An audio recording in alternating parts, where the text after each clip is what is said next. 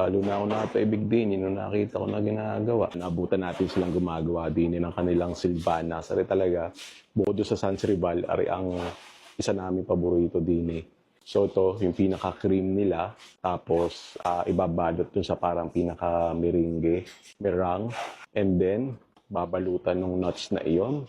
At ari ang kakalabasan niyan. Tapos isi-chill yan, sarap niyan. Ang hirap niyan tigilan sa isa. Yan yung sinasabi ko. Yung meringue, babalutan ng cream, tapos yon ipapatong doon. Tapos maya-maya yan ay balutan sa dyan ng nuts sa'yo para balot na balot, para bawat kagat mo malutong yung labas, tapos yung loob ay malambot and creamy. Kita nyo yung layering na yan, no? Yan, babalutan na yan. Ngalagyan ito sa ibabaw para malagyan din. Tapos ibabaliktad para magkaroon yung side na iyon. Tapos yan, tinan yung gagawin sa sunod para lahat ay meron.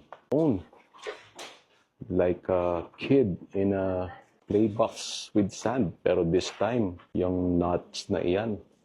Sarap niyan. Kita nyo, iba't ibang flavors yan. Para natibusan ko na lahat yan. Pero syempre, yung classic pa rin ang pinaka-the best yan. Imagine mo, yan ang pasalubong mo.